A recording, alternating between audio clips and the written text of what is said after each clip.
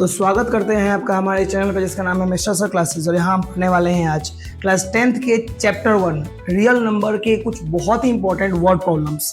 इस word problems में हम ये जानेंगे कि कैसे ऐसे क्वेश्चंस को सॉल्व किया जाता है और किस तरह से क्वेश्चन हमारे एग्जाम में पूछे जाते हैं। सबसे पहले ज़्यादातर बच्चे क्या करते हैं कि जैसे उनके सामने ऐसे वर्ड प्रॉब्लम क्वेश्चन आते हैं तो क्वेश्चन को देखते ही वो लगते हैं सॉल्व करना। लेकिन आप अगर मेरी बात माने तो आप ध्यान से पहले क्वेश्चन को एक बार पहले पढ़िए और क्वेश्चन की सारी बातों को ध्यान से पहले समझना है और समझते हुए क्वेश्चन को फिर बनाने की कोशिश करनी है। आपको पता है इन क्वेश्चन को सॉल्व करने के एलसीएम और एचसीएफ ही निकालना है, लेकिन जरूरी ये है कि किस क्वेश्चन में एलसीएम निकालना है, किस क्वेश्चन में एचसीएफ निकालना है, ये जानना।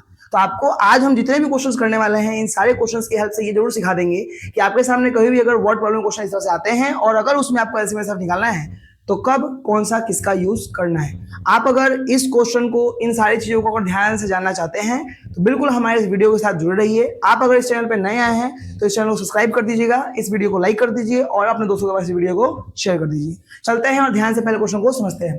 बोला है क्वेश्चन कि there are 3 sets of English, mathematics and science book. मतलब कि 3 तरह के सेट्स हैं। मान लो कि इंग्लिश के बुक का कुछ सेट है, मैथमेटिक्स का और साइंस के बुक का कुछ सेट है। इंग्लिश का जो बुक है वो कितना है आपका 336 है, और जो आपका मैथमेटिक्स है वो 240 है, और साइंस का बुक है वो कितना है आपका 96 बुक्स है। मतलब आपके सामने इतनी सारी बुक्स रखी हुई हैं। अब बोल रहा है कि हैव टू बी स्टैक्ड इन सच अ वे, और इन सबको स्टैक्ड करके, जैसे कि हम लोग अलमीरा के अंदर चाहे लाइब्रेरी के अंदर लाइन वाइज आपने देखा होगा कि अगर लाइब्रेरी के अंदर मैथ्स की बुक्स है तो लाइन से मैथ्स की बुक रखी होती है, और अगर साइंस का बुक रखा है तो लाइन से क्या रखा हुआ है, साइंस का बुक रखा हुआ है। इस तरह से बोला है कि अलग अलग स्टैक्स बना बनाकर आपको बुक रखना है, और इस तरह से रखना है कि आपको हर एक स्टैक में तीनों तरह की बुक्स आए। आपका इंग्लिश का बुक भी है, मैथमेटिक्स का भी है और साइंस का भी है।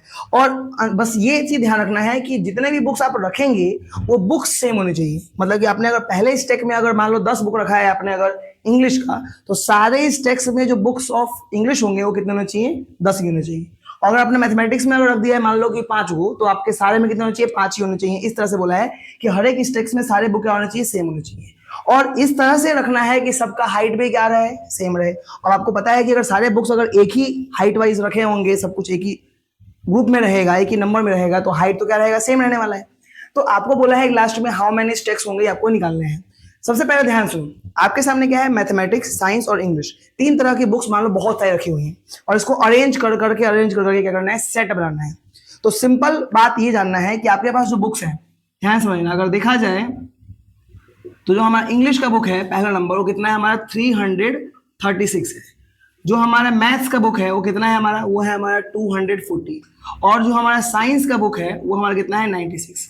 ये 3 तरह के बुक्स हमारे पास हैं और इसका स्टैक्स बनाना है। तो आप पहले जब भी ऐसा क्वेश्चन पढ़ते हो, समझते हो, क्वेश्चन आपने समझ लिया। अब जैसे आपने क्वेश्चन समझ लिया तो इसके बाद आपको सेकंड स्टेप क्या करना है, आपको बस ये अनुमान लगाना है, ये सोचना है, एजम्पशन करना है कि जो इसका आंसर आ सकता है वो इसका आंसर क्या लगता है, इन नंबर से बड़ा आ सकता है। क्या लगता है कि जो स्टैक्स होंगे क्या वो 400 पॉसिबल है। 400 पॉसिबल कैसे होंगे सर अगर 336 बुक्स ही हैं तो आप 400 स्टैक्स रखेंगे तो बहुत सारे स्टैक्स तो खाली रह जाएंगे, और अगर उसमें आप रखते भी हैं तो ये तो फिर खत्म ही हो जाएगा।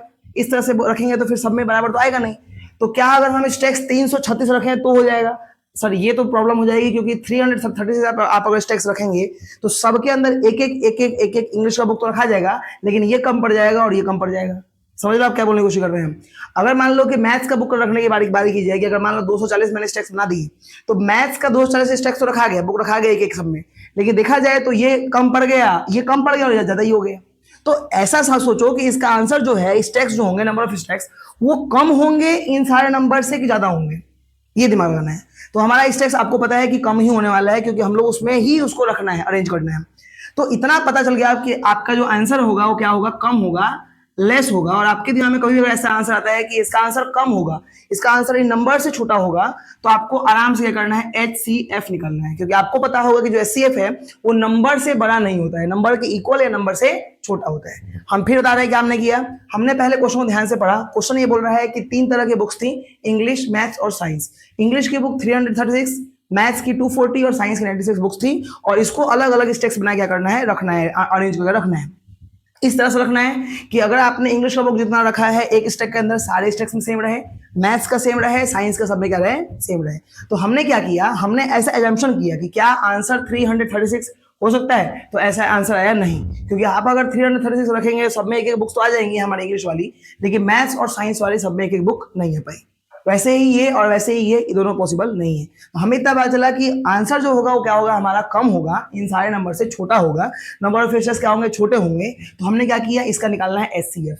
अब HCF निकालने के लिए क्लास 10th में आपको यूज करना है प्राइम फैक्टराइजेशन मेथड का। अब प्राइम फैक्टराइजेशन मेथड का मतलब क्या होता है कि 336 को आपको इस तरह से फैक्टराइज करना है, 240 को भी फैक्टराइज करना है, और आपको 96 का भी क्या करना है, फैक्टराइजेशन करना है। अब बहुत सारे बच्चे क्या करते हैं कि इसको 4 से कट करते हैं, चाहे इसको 8 से कट करते हैं, नहीं करना है, आपको सिंपल 2 से कट करना है। अब क्यों 2 से कट करना है सर? क्योंकि प्राइम नंबर से बोला है फैक्टराइजेशन करने के लिए, प्राइम फैक्टराइजेशन नामे है, तो सबसे छोटा नंबर जो प्राइम नंबर होता है 2, इससे शुरुआत किया जाता है। अगर नहीं कटेगा तो 3 से कट करेंगे, 4 से नहीं करेंगे, 5 से करेंगे। 4 क्यों नहीं किया? क्योंकि 4 कंपोजिट नंबर है और नाम ही है प्राइम फैक्टराइजेशन, यानी कि प्राइम नंबर ही यहाँ पे यूज किए जाते हैं। आप 2 ना लेके आप 3 ले लो, आप 7 ले लो, आप 11 ले लो, लेकिन आपको लेना कौन सा नंबर है, प्राइम नंबर ही लेना है। तो अगर मैं इसको 2 से कट करने की कोशिश करूं तो ये कटेगा आपका 2 से टाइम्स कितना हो जाएगा आपका, ये 168 हो जाएगा। 336 का आधा कितना हो जाएगा, 168। फिर करेंगे 2 से कट तो कितना हमारा आएगा, ये 84 आएगा। फिर कटेंगे 2 से तो कितना आएगा, 42 आएगा। 2 से कट करेंगे तो 21 आएगा।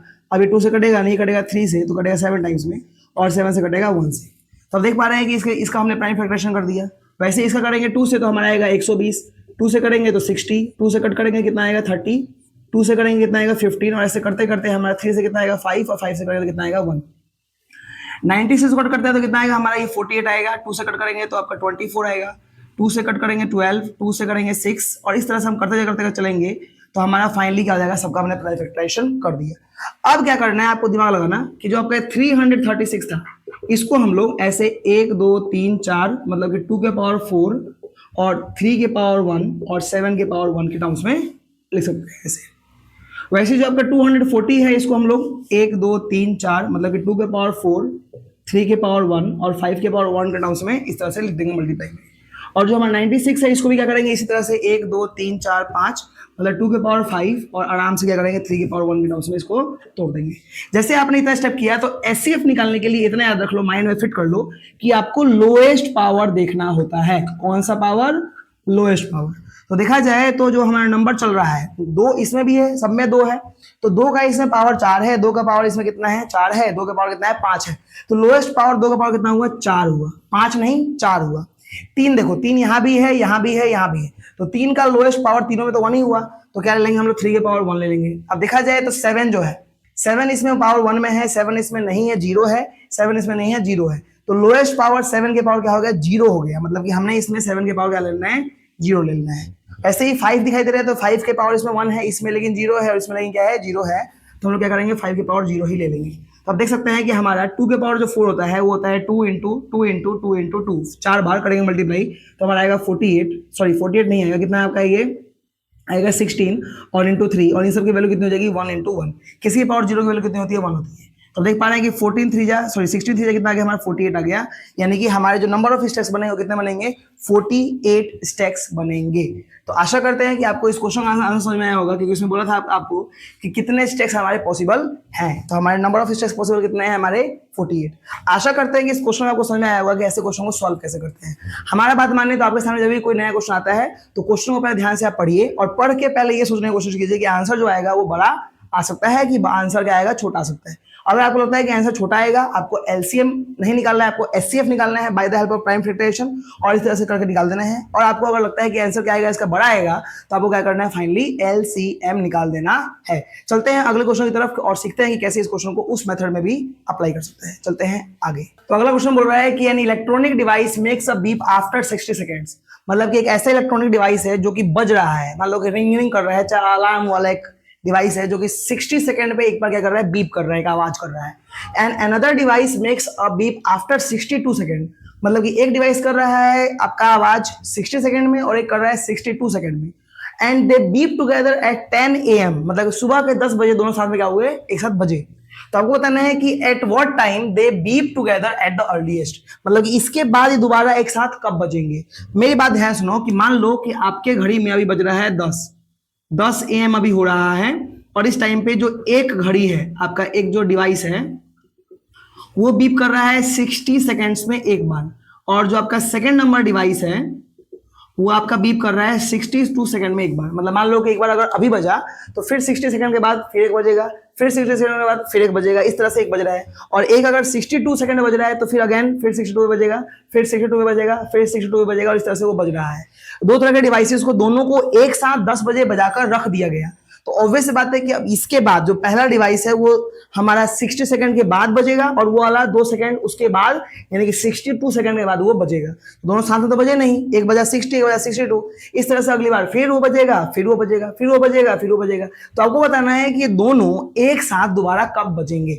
अब मेरी बात ध्यान सुनो, क्या आपने क्वेश्चन पढ़ लिया? क्या आपने क्वेश्चन समझ लिया? क्वेश्चन बोला था कि दो तरह के डिवाइस थे, एक डिवाइस 60 सेकंड बजता है, एक डिवाइस 62 सेकंड बजता है, और दोनों को कब बजाया गया? 10 बजे बजाया गया एक साथ, और दोनों को बजा के फिर रख दिया गया है, और बताना है कि दोबारा दोनों साथ में कब बजेंगे। क्वेश्चन समझ लिए? अब सोचो, क्या इसका आंसर 60 सेकंड हो सकता है? मतलब कि 10 बजे बज गया तो क्या 60 सेकंड के बाद बज जाएगा? नहीं, क्योंकि 60 सेकंड के बाद तो एक ही डिवाइस बजेगा 60 वाला, 62 तो 2 सेकंड बाद बजेगा। ओके, यानी कि 60 आंसर तो नहीं हो सकता है। उसी प्रकार से क्या लगता है, आंसर 62 हो सकता है? नहीं, क्योंकि 62 पे जब वो बजेगा तो वो 60 बज चुका है, और अब वो बजेगा 60 सेकंड के बाद ही। देखा जाए तो दोनों साथ में 60 या 62 सेकंड पे तो बजेंगे नहीं। क्या इसका आंसर 30 सेकंड हो सकता है? 30 सेकंड? नो सर, क्योंकि 30 का बात करेंगे जब आप, तो 30 में तो दोनों में से कोई भी नहीं बजेगा, क्योंकि एक बजेगा 60 में, एक बजेगा 62 में। यानी कि यहां पे हम बिल्कुल क्लियर हो गए हैं कि जो इसका आंसर जो होगा वो आपका मोर होगा, ज्यादा होगा 60 और 62 दोनों से।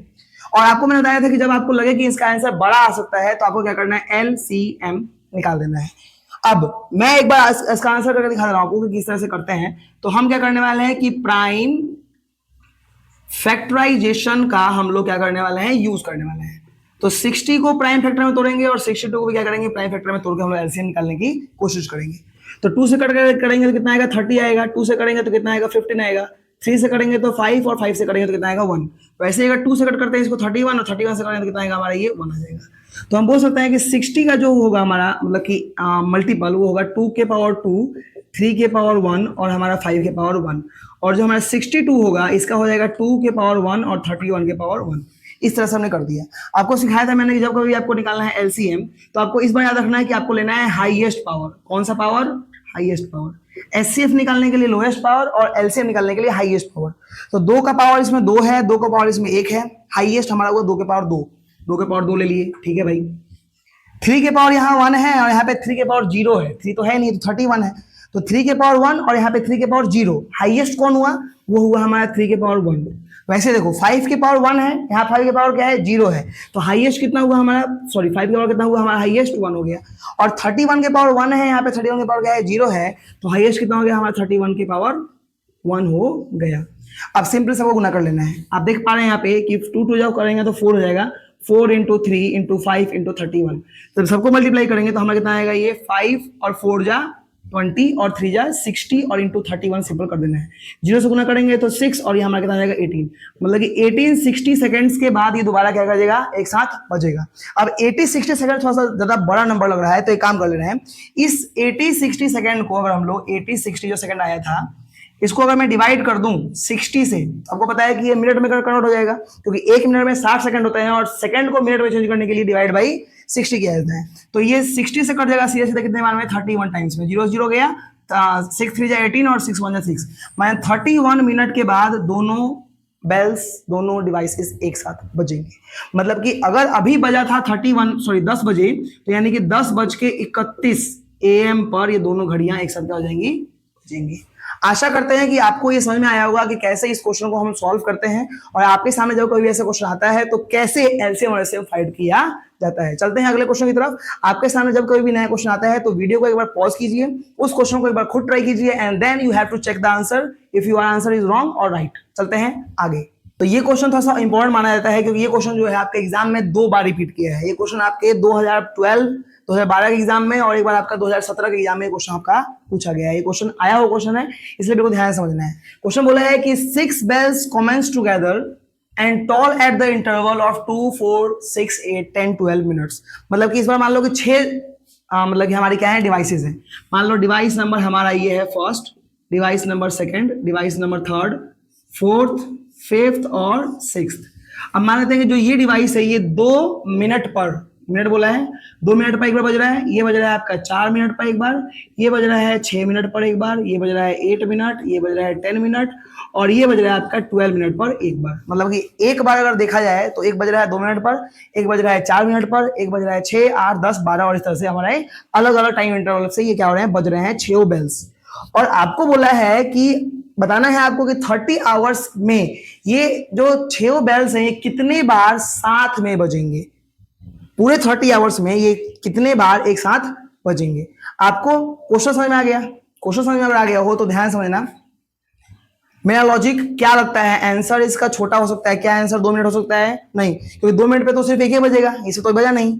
क्या आंसर 4 हो सकता है? बिल्कुल नहीं। क्या आंसर आपका 12 मिनट हो सकता है? नहीं, क्योंकि 12 मिनट पे तो ये बजेगा, वो सब तो बजेंगे नहीं।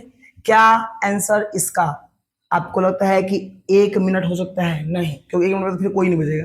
मतलब मेरे कहना मतलब ये हुआ कि आंसर जो है इन सारे नंबर से बड़ा आएगा, छोटा या फिर बराबर नहीं आ सकता है। अब जैसे आपको पता चलेगा कि इसका आंसर जो है वो ज्यादा आएगा, मोर आएगा, तो आपको बिल्कुल पता है कि आपको क्या करने वाला है, एलसीएम निकालना है। अब एलसीएम निकालने के लिए आपको सिंपल प्राइम फैक्टराइजेशन का करना है यूज, और आराम से 2 का प्राइम फैक्टराइजेशन करेंगे हम लोग। वैसे आप चाहें उसको नॉर्मल एलसीबी एलसीएम निकाल सकते हैं डिवीजन मेथड से, वैसे आप चाहें तो वैसे भी निकाल सकते हैं, दोनों में क्या है, सेम है। तो एक काम कर रहे हैं, आपको हम ज्यादा इजी हो रहा है ये, तो इसको प्राइम फैक्टराइजेशन ना करके, अच्छा चलो प्राइम फैक्टराइजेशन कर देते हैं। वैसे आप चाहें तो इसको डिवीजन मेथड से भी करके आ सकते हैं, क्योंकि यहाँ पे आपका मतलब मेथड से नहीं है, यहाँ मतलब है उसके आंसर से। तो हम इस 2 को ले सकते हैं कितना, 2 के पावर 1। वैसे ही जब 4 की बात की जाएगी तो ये कटेगा 2 से 2 टाइम्स में, 2 से 2 करेगा 1 में। तो इसको 4 कर सकते हैं कितना हम लोग, 2 के पावर 2, और जो 6 उसको कर सकते हैं कितना हम लोग, 2 से कट करेंगे तो कितना आएगा 3, 3 से करेंगे कितना आएगा 1। तो 6 कर सकते हैं कितना, 2 के पावर 1 और 3 के पावर 1, इस तरह से तोड़ के लिख देना है। 8 करेंगे तो 2 हमारा जाएगा 4, फिर करेंगे 2 से तो 2 से करेंगे तो 1, तो हम कर सकते हैं 8 कितना हम लोग, ये वाला 2 के पावर 3। वैसी बारी आएगी 10 की, तो 10 को हम लोग जब 2 से कट करेंगे तो कितना आएगा 5 आएगा, और 5 से करेंगे कितना आएगा 1 आएगा। तो हम 10 को इस तरह से 2 के पावर 1 और 5 के पावर 1 के टर्म्स में तोड़ सकते हैं। जब बात आएगी 12 की, तो 2 से कट करेंगे तो कितना आएगा 4, सॉरी 4 नहीं, कितना आएगा 6, 2 से कट करेंगे कितना आएगा 3, और 3 से करेंगे कितना आएगा 1। तो 12 को हम कर सकते हैं कितना, 2 के पावर 2 और 3 के पावर 1। इस तरह से हमने प्राइम फैक्टर तोड़ दिया। अब आपको पता है कि एलसीएम निकालने के लिए हमें क्या चाहिए होता है, हाईएस्ट पावर चाहिए होता है। तो 2 का इसमें अगर हाईएस्ट पावर उठाया जाए तो 2 इसमें भी है, इसमें भी है, इसमें भी है, सब में 2-2 है। तो हाईएस्ट पावर देखो, इसमें 1 है, 2 है, इसमें 1 है, इसमें 3 है, इसमें 1, इसमें 2, तो 3 हाथ दिखाई दे रहे हैं, तो हम लोग क्या ले लेंगे, 2 के पावर 3 ले लेंगे। वैसे ही आगे चलते हैं, तो 3 दिखाई दे रहा है, 3 यहाँ 1 है, 0 0, इसमें भी 0, इसमें कितना 1, तो हाईएस्ट कितना चल रहा है, 1 चल रहा है। अब बात करते हैं 5 का, तो 5 देखो सीधा सीधा यहाँ पे एक बार आ रहा है, 5 के पावर हाईएस्ट 1 ही ले लेंगे। अब सिंपल गुना करेंगे तो 2 के पावर 3 का मतलब होता है 8, 2 इंटू 2 इंटू 2, 8 हो गया, और इंटू 3 इंटू कितना 5, करते करते कितना आपका आ गया ये 15, और 15 कितना हो गया 120। मतलब बोल सकते हैं कि 120 मिनट के बाद ये हमारे 6 बेल एक साथ बजेंगे। अब अगर 120 मिनट के बाद ये सारे बेल्स एक साथ अगर बजेंगे, तो आप बताओ मेरे को कि 30 आवर्स पूछा है, 30 घंटे, तो हम बोल सकते हैं कि 30 आवर्स को हम अगर चेंज करें तो 30 इंटू 60 कर सकते हैं मिनट में करने के लिए, और इस 120 से डिवाइड करेंगे इसको हम लोग, तो आपका होगा ये कितने बार में, 2 बार में, और दूसरे कटे कितने बार में, ये 15 बार में, यानी 15 टाइम्स हमारा ये बजा इस तरह से। अब ध्यान समझना इस चीज में, बहुत लॉजिकल बात है। 2 मिनट में बज रहा है एक बार, मतलब कहने का बोल सकते हैं कि 2 घंटे में एक बार बजेगा, क्योंकि 1 मिनट में 60 होता है, 1 मिनट में कितना मिनट, 60, यानी 120 मिनट पूछा है, यानी कितना 2 घंटे में बजेगा हमारा वो एक बार। जब वो 2 घंटे में एक बार बजा, यानी कि 30 घंटे में वो 15 बार बजेगा। अब यहाँ पे क्या करता है बच्चा, 15 मिनट ही लिख के आ देता है, लेकिन इसका आंसर रही जो सही है वो 15 नहीं होगा, क्या होगा, इसका आंसर होगा 16। 16 क्यों होगा, क्योंकि सर 30 घंटे में बात किया है, तो हमने जो 120 मिनट काउंट किया, ये तो हमने जो पहला घंटा था जब वो साथ में रखा गया था बजाने के लिए, तब तो नहीं काउंट किए थे, उसके बाद से काउंट किए हैं। हम क्या बोल रहे हैं कि 30 आवर्स बोला है, तो जो हमारा ये जो एलसीएम करके जो कटा का सिंपल आया है 15, ये 15 कब आया है, उस पूरे 30 आवर्स के पीरियड में, जिसमें पहला पीरियड काउंटेड नहीं है, जब वो साथ में एक जगह रख के बजा के छोड़ दिया गया था, तब 2 मिनट, 4 मिनट, 6 मिनट पे बजना शुरू हुआ, और 2 घंटे बाद एक बार बजा, फिर बजा, फिर बजा, फिर बजा, यानी कि इसके बाद 15 बार बजा, और एक बार क्या बजा था, पहले बजा था। तो टोटल जो इसने रिंग किया है, टोटल जो ट्रॉल किया है, वो कितना करेगा, 15 प्लस में 1, यानी कि 16 बार वो क्या करेगा, ट्रॉल करेगा। आशा करते हैं कि आपको इस तरह के क्वेश्चन में आइडिया मिला होगा कि एलसीएम निकालना होता है, और कौन सा कब किसका क्या क्या यूज किया जाता है। आपको इस तरह के क्वेश्चंस का अगर और प्रैक्टिस करना है, और चाहते हो कि और आपको ऐसे पीवाईक्यू क्वेश्चंस, इंपॉर्टेंट क्वेश्चन आपके लिए हम करा दें, तो इस वीडियो के कमेंट सेक्शन में आप कमेंट कर दीजिए पार्ट 2। आपके लिए हम ला देंगे इसका अगला वीडियो जिसमें हम लोग पूरा एक सेट कर देंगे, कम से कम उसमें 20 क्वेश्चन ज्यादा हम लोग प्रीवाईक्यू सॉल्व करा देंगे। अगर आपको इस वीडियो में कुछ सीखने को मिला होगा तो वीडियो को लाइक कर दीजिए, इस चैनल को सब्सक्राइब कर दीजिए और इस वीडियो को अपने दोस्तों के पास शेयर करना ना भूलें। Thanks for watching.